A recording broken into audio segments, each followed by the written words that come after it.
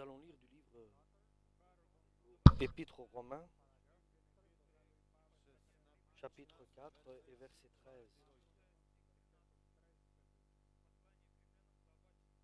Dieu a promis à Abraham et à ses descendants qu'il recevrait le monde. Cette promesse a été faite non parce que Abraham avait obéi à la loi, mais parce que Dieu l'a considéré comme juste à cause de sa foi. Si ceux qui obéissent à la loi étaient les seuls à recevoir les biens promis, alors la foi serait inutile et la promesse de Dieu n'aurait plus de sens. En effet, la loi provoque la colère de Dieu, mais là où il n'y a pas de loi, il n'y a non plus pas de désobéissance à la loi. Ainsi, la promesse a été faite à cause de la foi, afin que soit un don gratuit de Dieu et qu'elle soit valable pour tous les descendants d'Abraham. Non pas seulement pour ceux qui obéissent à la loi, mais aussi pour ceux qui croient comme Abraham a cru. Abraham est notre Père à tous, comme le déclare l'Écriture. J'ai fait de toi l'ancêtre d'une foule de nations. Il est notre Père devant Dieu en qui il a cru, le Dieu qui rend la vie aux morts et fait exister ce qui n'existait pas. Abraham a cru et espéré alors que tout espoir semblait vain, et il devint ainsi l'ancêtre d'une foule de nations, selon ce que Dieu lui avait dit. Tel sera le nombre des descendants. Il avait environ 100 ans, mais sa foi ne faiblit pas quand il pensa à son corps presque mourant et à Sarah, sa femme, qui était stérile. Il ne perdit pas confiance et ne douta pas de la promesse de Dieu. Au contraire, sa foi se fortifia et il loua Dieu. Il était absolument certain que Dieu a le pouvoir d'accomplir ce qu'il a promis. Voilà pourquoi il est dit d'Abraham que, à cause de sa foi, Dieu l'a considéré comme juste. Mais ces mots, Dieu l'a considéré comme juste, n'ont pas été écrits pour lui seul, ils ont été écrits aussi pour nous qui devons être considérés comme justes. Nous qui croyons en Dieu, qui a ramené d'entre les morts Jésus notre Seigneur. Dieu l'a livré à la mort à cause de nos péchés et il l'a ramené à la vie pour nous rendre justes devant lui. Amen. Ainsi, nous avons été rendus justes devant Dieu à cause de notre foi. Et nous sommes maintenant en paix avec lui par notre Seigneur Jésus-Christ. Par Jésus, nous avons pu, par la foi, avoir accès à la grâce de Dieu en laquelle nous demeurons fermement. Et ce qui nous réjouit, c'est l'espoir d'avoir part à la gloire de Dieu. Bien plus, nous nous réjouissons même dans nos détresses, car nous savons que la détresse produit la patience produit la résistance à l'épreuve et la résistance à l'espérance. Cette espérance que nous ne nous déçoit pas, car Dieu a répandu son amour dans nos cœurs par le Saint-Esprit qu'il nous a donné. En effet, quand nous étions encore incapables de nous en sortir, le Christ est mort pour les péchés au moment fixé par Dieu. C'est difficilement qu'on accepterait de mourir pour un homme droit.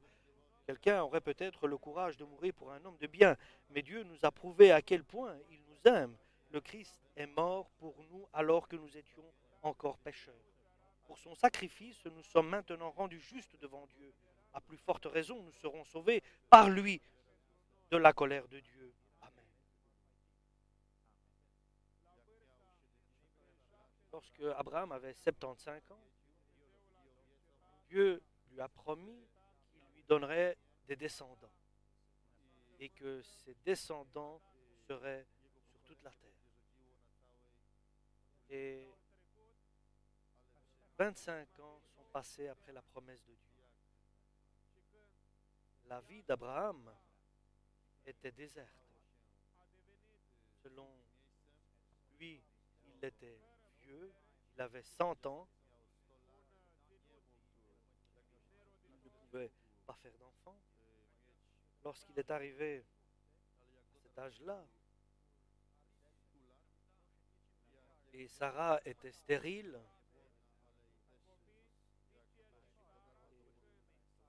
lorsqu'il est arrivé, Abraham à ses 100 ans, Dieu est venu vers lui et lui a parlé. Et Dieu lui avait parlé et sa foi a été considérée comme juste. Maintenant, Abraham doit croire à cette parole, à ce Dieu. Maintenant, n'y a aucun espoir. Et c'est ainsi que Dieu agit. Lorsqu'arrive la faiblesse à son comble, à l'absolu, alors Dieu intervient par un miracle. C'est un Dieu qui agit de cette manière pour nous augmenter bien sûr la foi, pour nous faire comprendre que c'est Dieu qui a agi. Lorsque Dieu exige, sans le savoir, à Dieu une gloire, Dieu s'éloigne. Lorsque l'homme en conscience sa totale faiblesse, laquelle n'est pas le résultat du corps qui vieillit, et comme Abraham et Sarah, mais c'est comme ça, que c'est dans la nature que Dieu l'a transmis.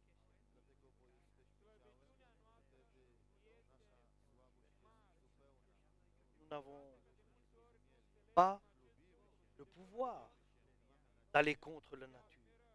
Et certains se vantent de leur capacité, mais nous savons que nous sommes faibles.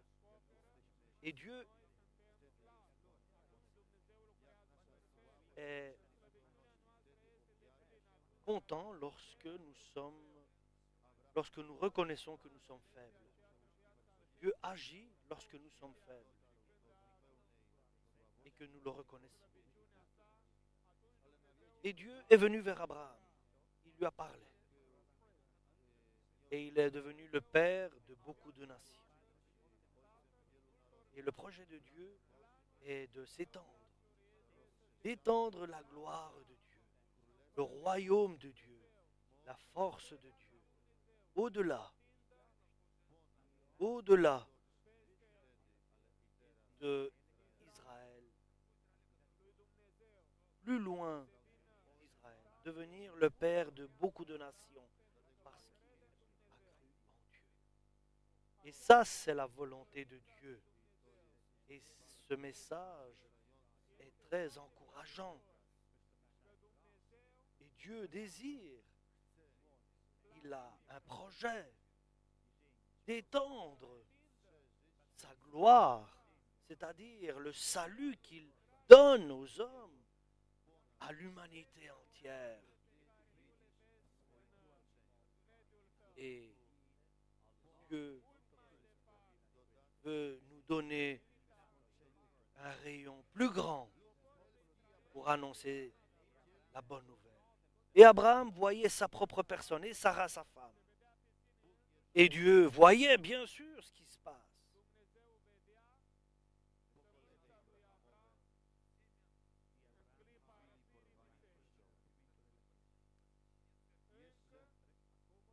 Et les descendants d'Abraham, Dieu les voit déjà. Abraham voyait et il croyait que Dieu va bénir sa postérité. Mais il ne pouvait pas comprendre et l'étendue, la grandeur que le projet de Dieu allait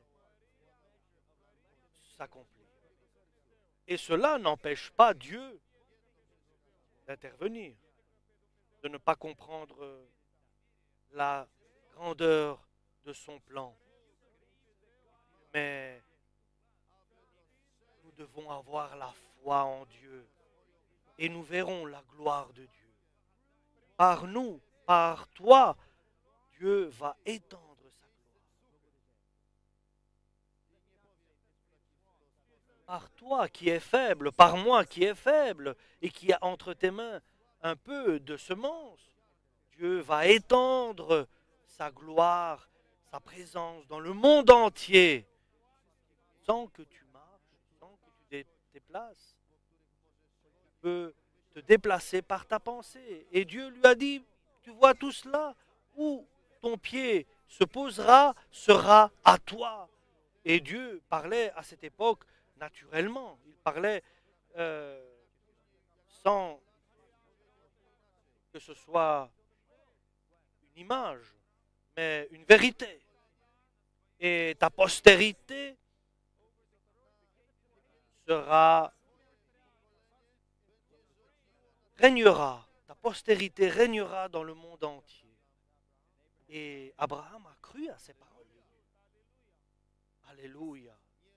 Il n'a pas hésité à cause de la faiblesse de sa chair, de son corps, qu'il était vieux. Il n'a pas pensé que son corps était déjà vieux et il avait déjà 100 ans. Et il n'a pas pensé que sa femme était stérile, avec comme conséquence, puisqu'il n'a pas pensé à l'impossible. Il n'a pas hésité à accomplir la promesse que Dieu lui avait demandée.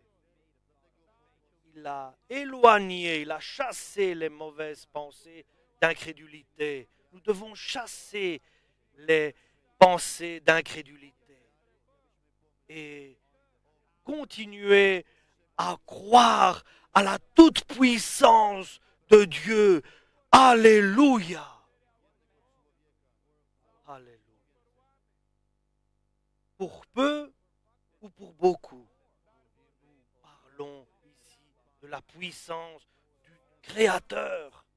C'est lui le Dieu d'Abraham, d'Isaac et de Jacob. C'est lui le Dieu créateur qui nous a aimés et qui a envoyé son Fils, alléluia, sur la croix, alléluia, pour le salut, pas pour notre salut seulement, mais pour toute la terre, pour le monde entier. Dieu a fait de grandes choses.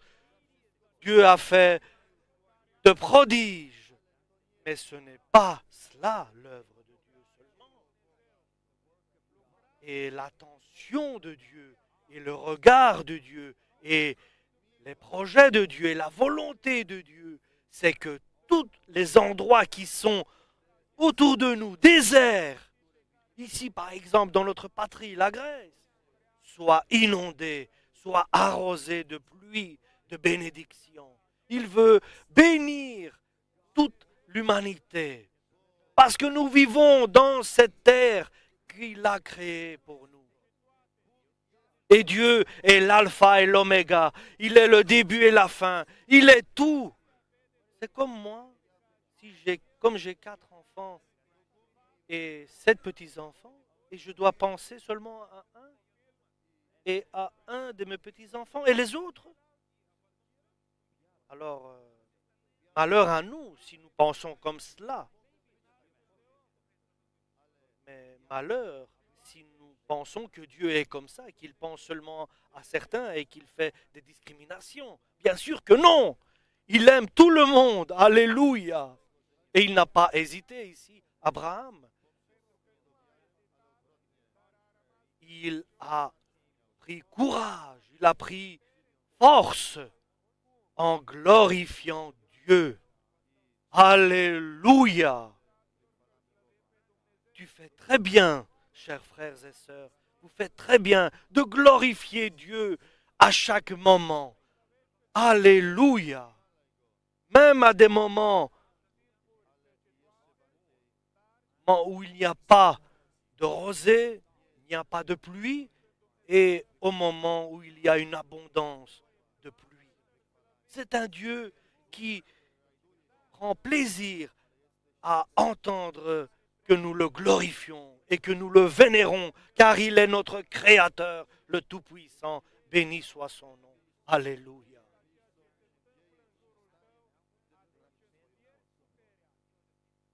Et la force que nous avons, nous devons la chercher par Dieu, par la foi.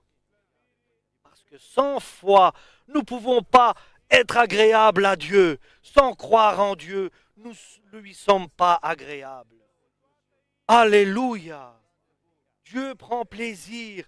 Nous lui sommes agréables si nous croyons en lui, si nous avons confiance en lui. Alléluia. Une confiance absolue et totale à Dieu. Alléluia. En glorifiant Dieu et en espérant à ses promesses.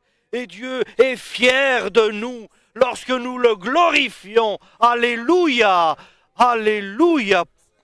Il est fier de ses enfants qui glorifient Dieu. Alléluia. Tout le ciel est dans la joie lorsque nous glorifions Dieu le Père.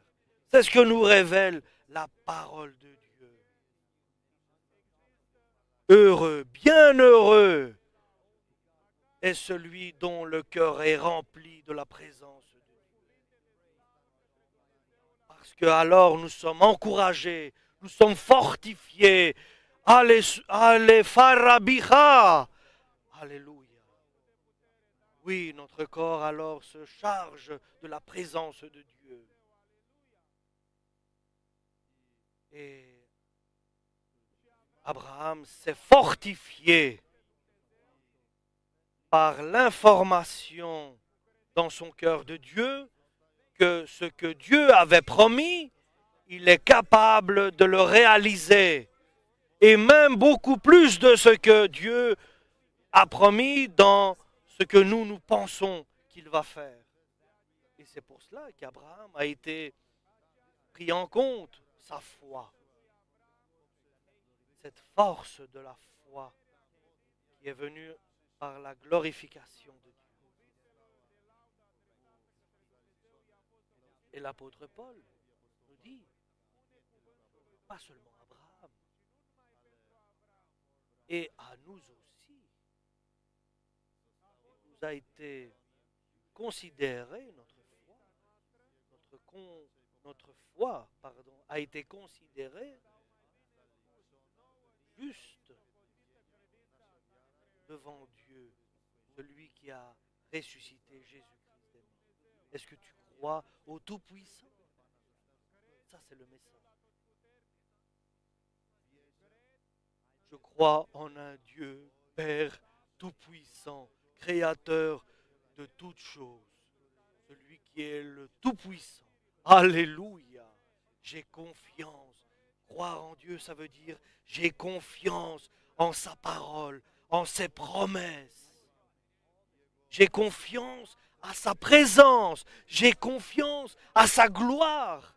Et il dit, et nous sommes fiers, alléluia, à la gloire de Dieu.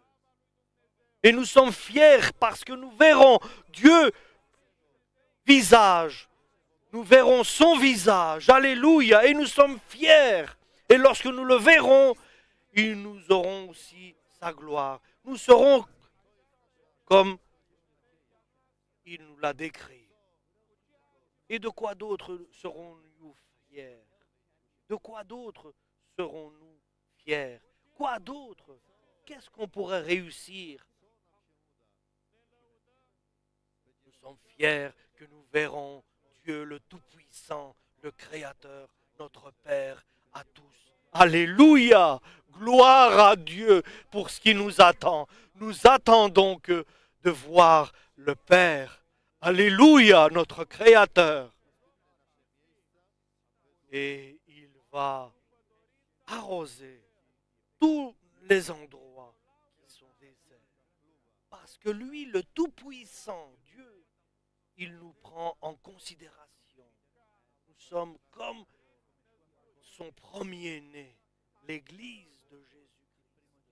Nous sommes considérés pour lui comme le premier-né. Alléluia. Orfera biha. Alléluia. Lui, le Créateur, il nous considère. Moi, par exemple, qu'il vous parle, il me considère et vous savez comment il me considère? Je suis pour lui le premier-né. Il me fait identique à Jésus-Christ. Il me fait conforme à son Fils. Alléluia. C'est une gloire magnifique. C'est pour cela. Marchons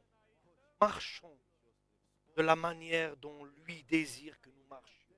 Là, avec humilité et avec foi. Et que la paix de Dieu soit dans le cœur de chacun de nous. Pour que Dieu soit dans la joie. et ne sois pas contre Dieu.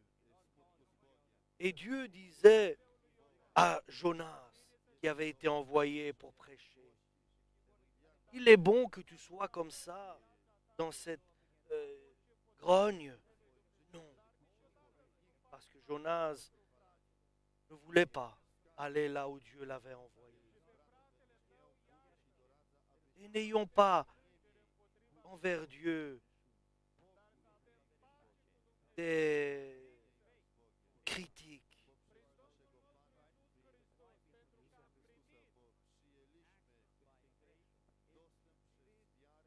Et nous sommes dans la grâce de Dieu.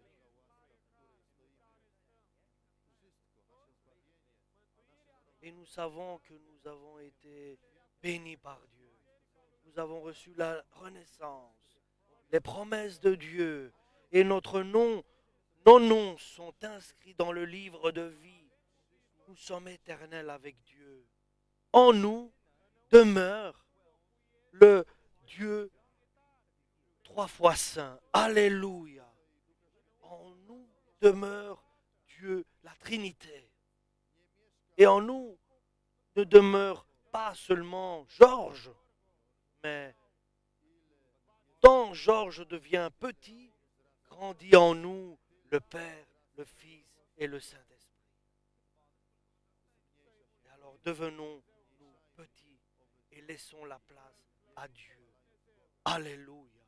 C'est pour cela que la parole nous dit, je suis fier à ce que Dieu nous donne des promesses et nous verrons Dieu, nous verrons son visage et nous serons glorieux dans sa présence et nous aurons la même gloire que son Fils. Mais nous serons identiques, semblables à Jésus-Christ, qui est le reflet de Dieu. Et nous allons régner pour les siècles des siècles. Et cela, ce n'est pas nous qui le disons, c'est le Tout-Puissant qui nous le dit par sa parole, celui qui est le véritable, qui est l'amour, qui est la lumière, qui est la vérité, celui qui demeure dans une lumière inapprochable. C'est lui qui nous informe de cela. Alléluia. Et nous sommes fiers aussi dans la vie que nous vivons ici sur terre et dans nos souffrances et dans nos peines. Car la peine vient de Dieu aussi. La peine et la souffrance ne viennent pas si Dieu le permet pas. Dieu permet que cela arrive dans notre vie parce que cette peine et cette souffrance donnent une œuvre dans notre vie, nous change, elle nous transforme. Elle veut, cette peine et cette souffrance veut nous édifier spirituellement, nous préparer, nous éduquer. Alléluia! Et Dieu a préparé le peuple d'Israël par différentes éducations, comme les exils, par différentes tribulations, pour le faire revenir sur le droit chemin. Alléluia! Et le faire revenir utile et efficace, ce peuple, pour son œuvre qu'il avait préparée et pour ses concitoyens. 70 ans de peine et de souffrance en exil, en captivité à Babylone, le peuple d'Israël a souffert. Mais l'apôtre Paul nous dit, c'est momentané, c'est provisoire cette douleur, car Dieu a le pouvoir sur l'éternité. Ça, c'est le plus important. Et soyons heureux et fiers que Dieu nous donne parfois des souffrances et de la peine, parce que cela agit en nous pour l'éducation de notre spiritualité. Et nous devons traverser cela, parce que la souffrance nous apporte à patienter. Cette peine que nous traversons, cette épreuve que nous traversons, nous donne la manière de patienter, d'être patient. Alléluia. Nous éduque à patienter et que nous ayons ce caractère de patience parce que nous traversons par les épreuves de peine et de souffrance et des difficultés, quoi que Dieu permet dans notre vie. Alléluia. Oh Seigneur, tout converge vers le bien pour ceux qui aiment Dieu. Nous savons que Dieu, tout, il fait pour que nous soyons un être nouveau par la foi en Dieu. Un homme nouveau, un être humain nouveau. Alléluia. Par les épreuves et par l'éducation que nous traversons et les épreuves. Et Dieu alors reconnaît que quelqu'un est prêt, éduqué, exercé à différentes œuvres et agissements. Il le considère comme quelqu'un d'humble et Dieu le reconnaît car il a traversé cette épreuve-là et celle-là et il ne s'est pas rebellé. Alléluia. Et je le répète, il est grand aux chrétiens de connaître que Dieu l'accepte comme quelqu'un de préparé, quelqu'un d'éduqué, parce que dans sa souffrance, dans son épreuve, tu restes, tu patientes, tu attends et tu crois en Dieu. Et cette éducation-là est pour toi un salut. Et alors viendra une espérance unique dans ton cœur, un espoir unique dans ton cœur. Pas toi, mais c'est Dieu qui va inonder ton cœur d'un espoir immense, un espoir éternel, céleste, qui ne te décevra pas. Par le Saint-Esprit, selon que son amour va inonder ton cœur. Alléluia. L'amour de Dieu va inonder nos cœurs par sa présence. Alléluia. Nous savons que lorsque Dieu va inonder notre cœur du Saint-Esprit par son amour, alors nous serons en compréhension. Nous comprendrons que Dieu ne va pas nous laisser.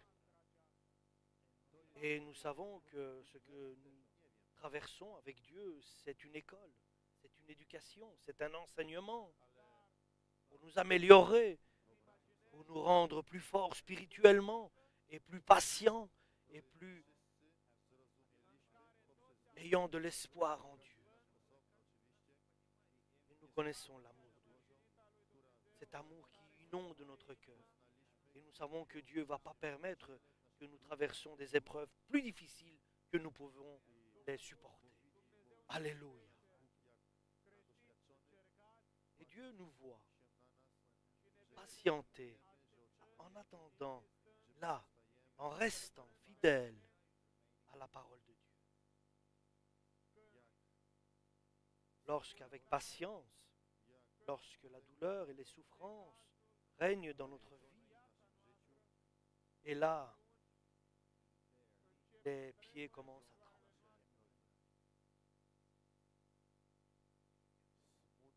La souffrance apporte le tremblement du corps et apporte la force dans l'homme. Parce que là, nous glorifions Dieu dans nos craintes. Parce que Dieu a préparé pour nous une bonne œuvre, un bon avenir. Aujourd'hui, nous allons glorifier beaucoup, tout notre cœur. Pourquoi? Parce que Jésus, pas quand nous sommes bons et justes, mais quand nous sommes faibles, sans force, pécheurs et abandonnés, alors nous savons qu'ici, dans notre patrie, la pauvreté fait des dommages dans ce peuple. Et le péché rend les hommes sans valeur inutiles et les maladies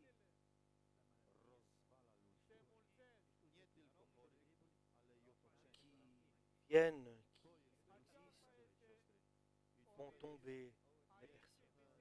Et ici, nous sommes dans un oasis ici, spirituellement, et nous savons que la source est Jésus-Christ, des eaux vivantes, des eaux vives. Nous savons avec certitude que vient le temps, et le temps est là, que Dieu va ouvrir les torrents du ciel. Et il apportera des averses. Et tous les endroits déserts seront inondés et arrosés. Et les endroits déserts seront de nouveau fleuris et fertiles. Nous ne savons pas comment il le fera, mais nous savons qu'il le fera. Alléluia! Nous savons parce qu'il est écrit, parce que vient la grande moisson, la grande récolte.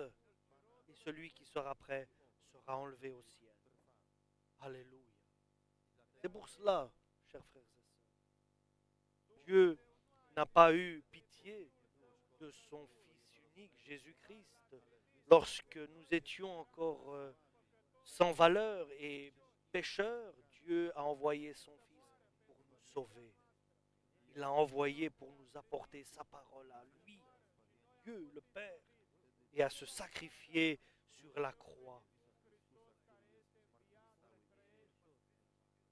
Si par sa mort il nous a sauvés, par sa résurrection, que va-t-il faire? C'est pour cela que l'apôtre Paul nous demande de rechercher la force de la résurrection.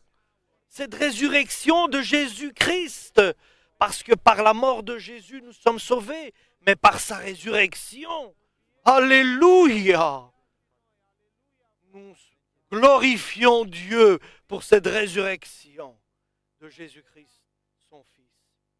Et soyons fiers de Dieu, alléluia, par Jésus-Christ, son Fils.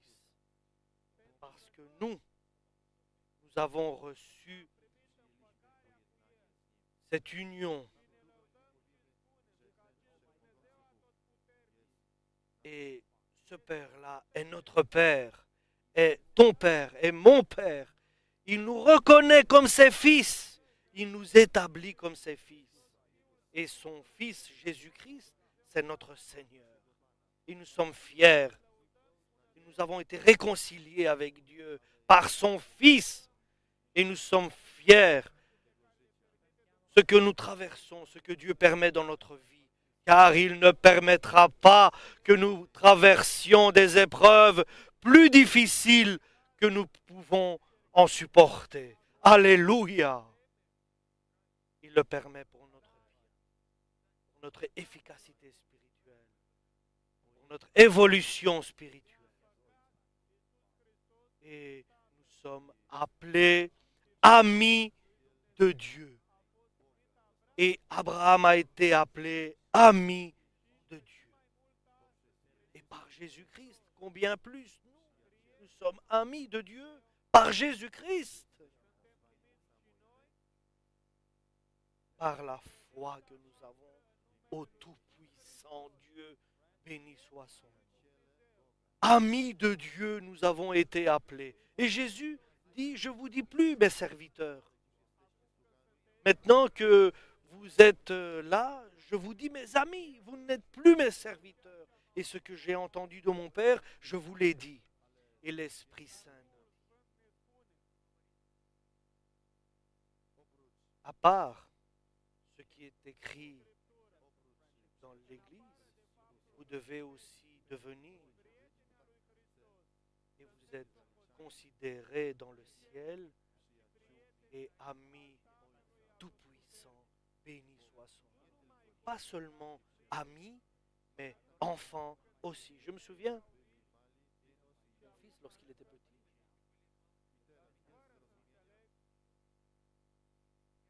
je leur disais, tous les enfants, je leur disais, vous voulez qu'on soit amis? Et cela me plaît. Et ils me disent, les enfants me disent oui, mais l'ami doit prier son ami. Et tous les enfants me disent oui. Et je rassemble des prières. En vérité, ce n'est pas que il est devenu mon ami, c'est que moi je suis devenu son ami. Ce n'est pas que le Christ est devenu notre ami, c'est que notre Père est devenu notre ami à tous. Une amitié d'amour, une amitié paternelle qui s'étend encore plus. Alléluia. Une amitié paternelle. Ça c'est la vie, ça c'est l'église de Jésus. C'est la maison et l'endroit où Dieu nous appelle à être unis et à demeurer ensemble. Parce que là où il y a l'union, la demeure, c'est la bénédiction que Dieu envoie.